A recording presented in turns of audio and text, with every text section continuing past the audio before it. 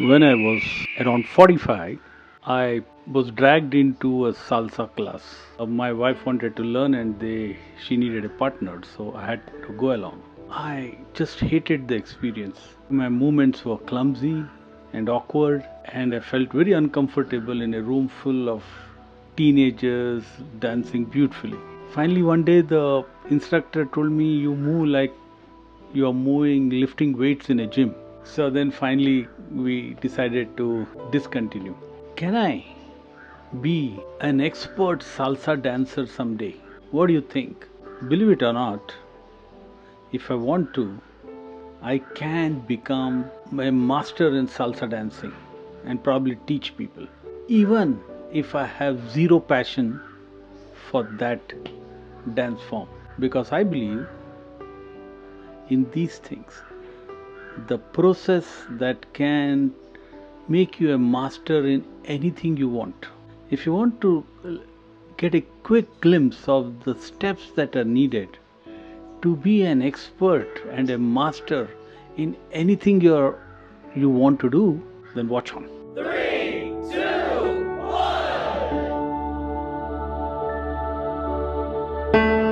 Let's go.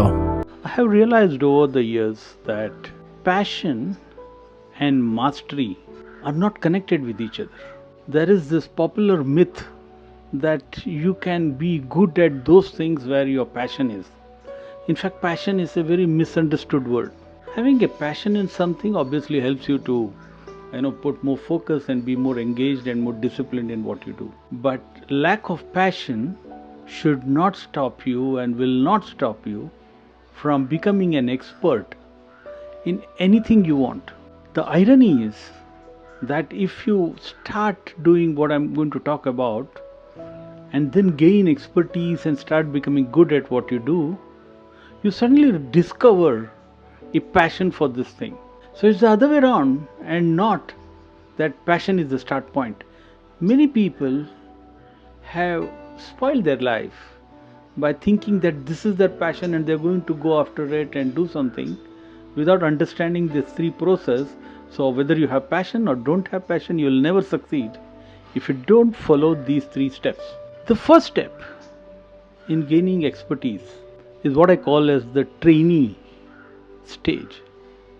It doesn't matter whether we are talking of a career or we are talking of learning a new skill, like singing or dancing, or anything else you want to do, say learn cooking.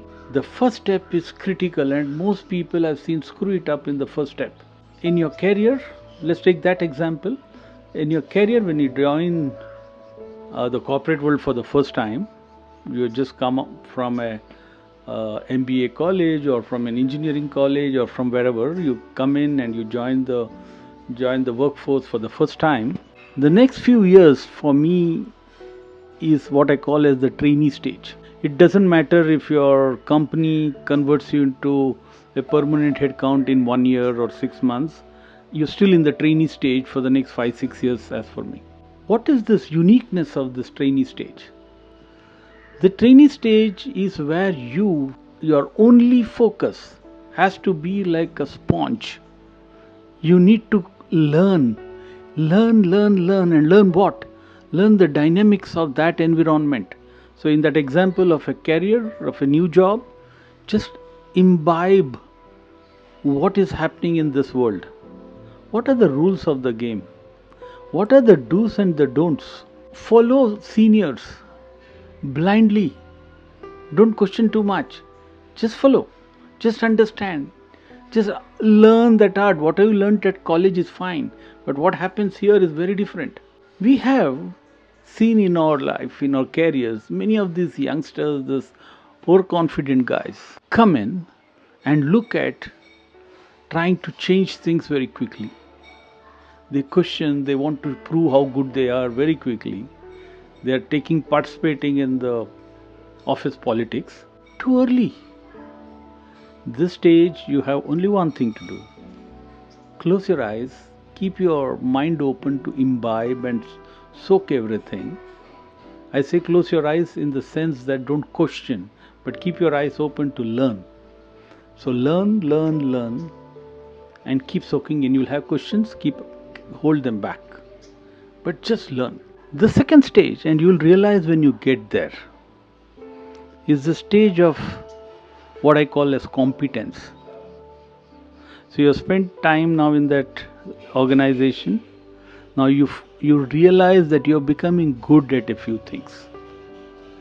This is the time when you start collaborating more, networking more with people, volunteer to take lead in some projects, interact, network, let people know about you.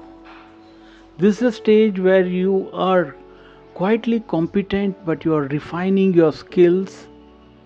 You are actually testing on the ground by leading or taking ownership for a few things and delivering them, getting more confident.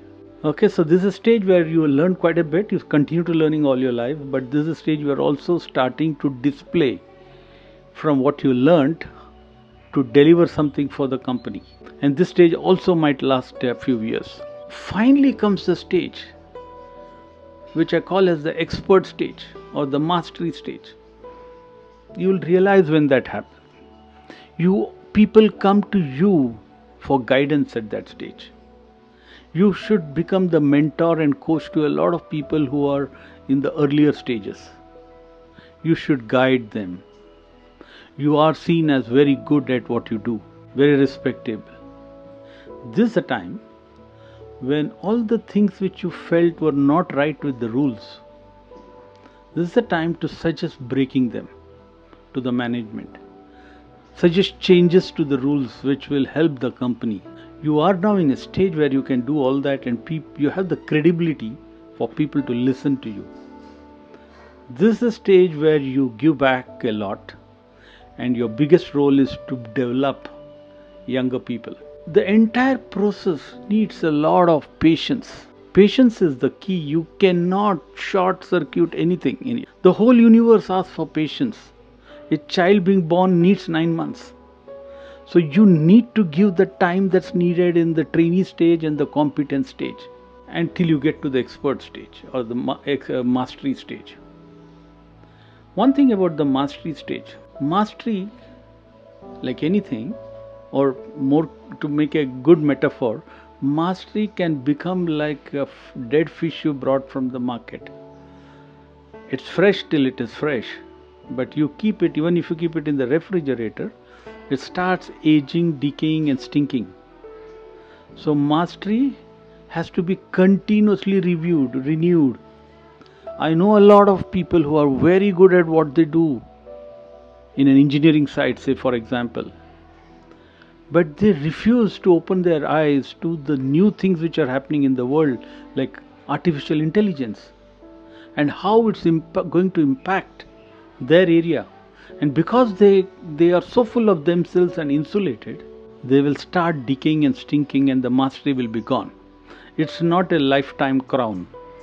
You need to continuously keep learning new areas, creating new things, researching new things. That's your mantle.